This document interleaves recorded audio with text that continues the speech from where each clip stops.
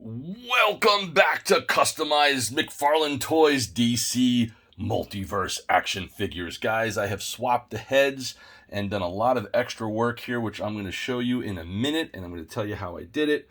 And you should check out all my customizing videos. This is comic book artist, writer, and director Graig Weich from BeyondComics.tv. Please make sure to follow and subscribe. Smash that like button, and let's get started. These are the tools that you will need. Needle nose pliers, scissors, Q-tip, crazy glue, and this hot glue gun, guys. A very, very basic hot glue gun. Once you guys get a hold of this, you're never going to stop using it. But I warn you, be careful because that tip is really, really, really fire hot and can burn you badly. So definitely make sure that you have parental supervision if you are a kid. Okay, and if you're not a kid, I warned you, you're an adult. Don't burn yourself. Okay, here's how we do this stuff. Let's get started. So I really like this McFarlane Toys Harley Quinn figure, but the head, of course, is from the animated series, but the body looks so cool. I was like, pow, let's make it look proper. So I went ahead and I got this awesome figure. I think this is the MEZCO head from Harley Quinn, and as you can see, it is posable. See, so I got the joint good. Now here's what you're going to run into, and this is important to see how I did this a little differently. I never did this before. The peg on the Harley Quinn head just pops right off. Pop it off quickly, but the peg is extremely long. So if you were to use this peg, okay, that dumbbell peg in this head particularly, the problem is that her head's going to be like up to the top of my finger. It's going to like really be out of proportion and hanging off. So also the hole inside the inner part of her head is far larger than this. This is a very, very, very small hole, as you can see there. But in her head, it's much larger in the MEZCO figure. So what I actually did was I got a Q-tip. And I wedged a Q-tip up there in her head, okay? And then what I did was I kind of rolled it around until it popped in. It really stuck in there very well. Then I pulled it out. I took the hot glue gun and filled it with just a little bit of hot glue gun, hot glue, I mean, inside the hole. And then popped this back in, twisted it around a little bit. Actually, no, I'm sorry. I did not twist it around. I just popped it in and held it in place. Gave it like a little, kind of like a little twist like that to make sure it was in. It was. And then I quickly put the head with this stick into the freezer. That's right, into the freezer. I left it in there for about 3 minutes, pulled it back out so that it dried real quick because the hot glue gun, if you haven't used it before and you don't know, it dries very, very quick. Then her head had the stem sticking out of the Q-tip, which I cut right about there.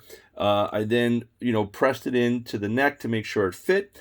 Took the head out. I put the hot glue gun, again, I put the hot glue into the hole of the neck, filling it completely, popped the head in there and pressed it really, really hard, and then took that and put it, bang, right back into the refrigerator once again, okay? Then, boom, I came back over here, and once it dried after about 3 minutes in the cold refrigerator, we have this terrific head here, and it turns and everything as I had showed you, and it kind of makes a little like mold, its own little dumbbell mold in there. Of course, you have to baby it and be careful with it. These are extremely sharp, so you don't want this to break. This broke off. I had to glue it back on with crazy glue. And then bang, we're good to go. We have this terrific, super sexy, hot-looking, terrific sculpture of the Harley Quinn figure. It's a really, really nice sculpt and has a really, really good look to it. So I think this works very effectively. Also, her waist kept popping off, so I just put a little bit of hot glue gun in the pivot. I popped her waist off and put a little bit of hot glue gun in the hole there, and then popped it back on, gave it a couple of twists, and it worked great. I did not put that in the freezer. Now let's get on to the next figure.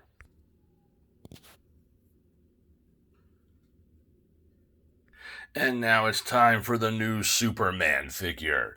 And this is truly exciting. And by the way, a lot of cameras don't pick up on that metallic red, so I wanted just to darken the lighting so you could kind of hopefully see how incredibly metallic that is.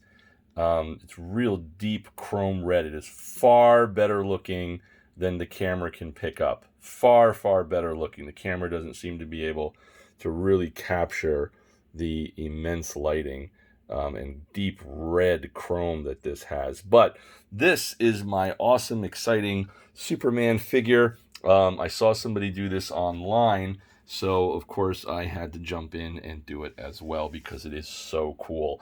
You know, this is a great figure, and it really has such an incredible look. Of course, this is the original head that came on the figure, which is a great head. Very, very cool head. It has like a nice kind of futuristic robotic look, but boom, getting the Superman head on here was really, really, really fun. So I just grabbed this McFarlane Superman figure over here.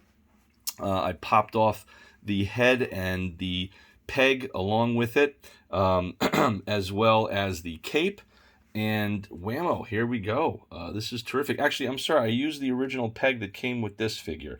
So this is terrific. So that head just popped perfectly right on it. Popped right off here, popped right on there. Didn't even have to heat it up with a hairdryer or anything like that. It looks terrific. The cape was very challenging, though, trying to put the cape. So I'll try to show you that now. So this is a really, it came out really nice. But the back of the cape I glued on just with crazy glue, and it went right on really nicely, as you can see here. Just glued it on to the back of like the little outer parts of his back over there, which came out really good. And then also the wings can fold. Let me show you that real quick. So yeah, as you see, the wings fold perfectly, and they stay on here. And then that way from the front, you just see his awesome look with the cape, which I think has a really nice look to it. I also did have to shave off this little tail piece here of the cape just so that it would stand up properly. But I want to show you this here. And it looks I think it came out just perfect.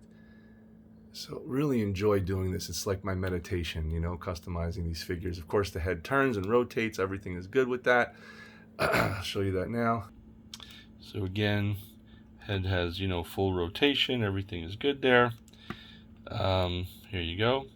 But yeah, I mean, this came out really terrific. So now, you know, we could maybe put this on here if I want to mess with the peg or whatever, but I don't know. I mean, that looks okay, I guess, but I'm kind of just more interested in this. This is kind of what I did it for, so I kind of have these extra little parts here. But now let's get to Batman.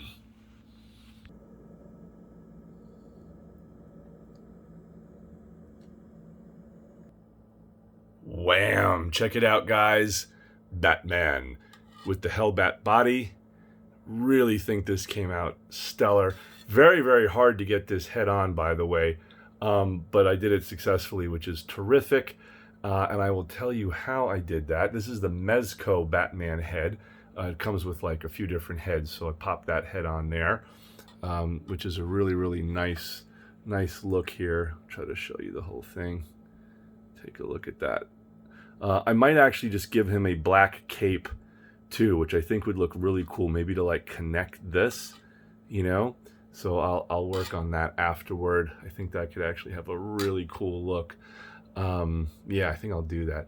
And then also one of the cool things about this is how I did the neck. So I'm going to show you that. First, though, this is the head that came with Hellbat with the little neck piece. So you can see the holes here are much smaller than on the MEZCO heads, which you can see are far larger. So you can see that. This is another Batman head. I'm trying to figure out what to put this on. If you guys have any suggestions for which body this would work nicely with, let me know. So what I did here with the foldable wings, kind of somewhat like the Superman Unchained, this is a little bit different. Because the head on the MEZCO has a big hole in it, like I just showed you. So one of the things that I ended up doing is using the original dumbbell peg, which is in this, which kind of looks like that, okay, except it's black and it's in different size and it's connected to this body. I popped it in that, okay, but the hole was too big here. So how did I get the head to turn so nicely and everything like that? It kind of somewhat goes up and down. Again, bang, hot glue gun.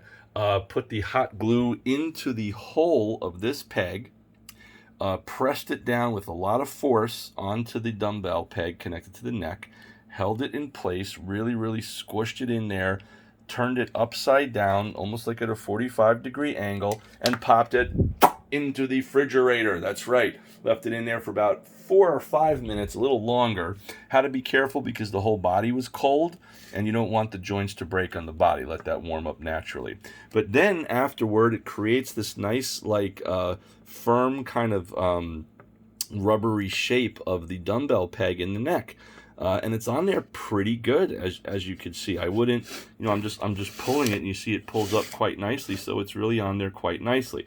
I wouldn't test it too hard. I'd still baby it, and be gentle and careful with it. But I just think this has such a nice look to it. Gives a really nice kind of, human Batman 1966 Adam West car.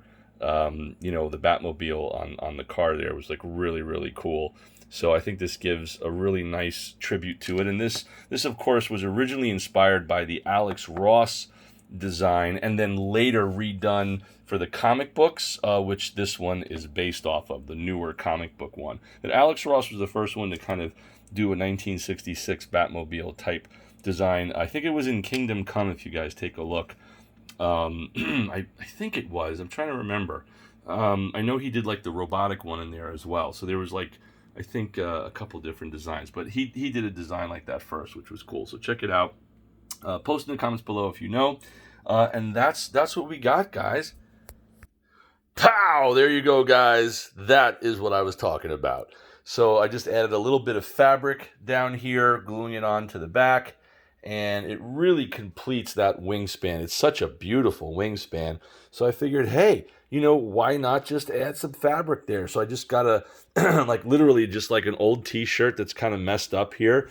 I actually airbrushed like a Batman type style superhero muscles on it, but it's so faded you can barely see it anymore. And the shirt's pretty, it's like really small and shrunk and everything. So I just cut it out of that, and then pow, here you go. It's interesting too, because on the camera, you could actually see the muscles that I airbrushed on it. So I'm kind of sad that I cut it because like in person, you really cannot see it. That's so weird that the camera's picking up. And in person, it's far darker than that, but it was just a fun little thing I did years ago, and the shirts were really small. So anyway, there goes the t-shirt. But hey, I repurposed it. It actually looks pretty cool. I feel bad now, but I repurposed it here, so it lives on in the Batman cape. So there you guys go. And that's the Hellbat helmet over there if you want to see what it looks like with that. But I like it with Batman. I think that looks a lot cooler. It's so weird that the camera can pick up on that detail in the shirt, because really in person you just can't see it. But here you go. Just going to show you this again, a little bit of darker lighting. And I hope you guys enjoyed my customization video. Guys, I have actual how-to videos as well. When I customized this Batman figure over here, Grim Knight Batman, painted that whole thing and dry brushed it. And I showed how I did it. I did it live on camera. I also did the Batman back there, super dry brush, gunmetal.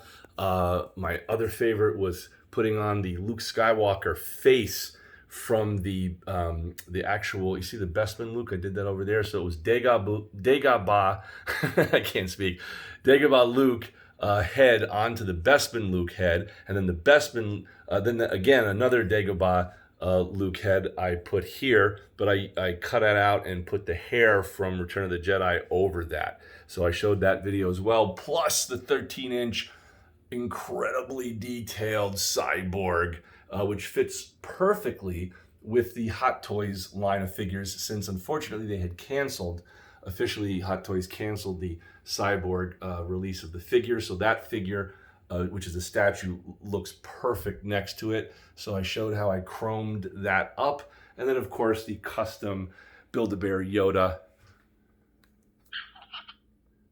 It's so cute. Anyway, guys, thanks for watching. Make sure to follow and subscribe. And as they say in comic books, to be continued.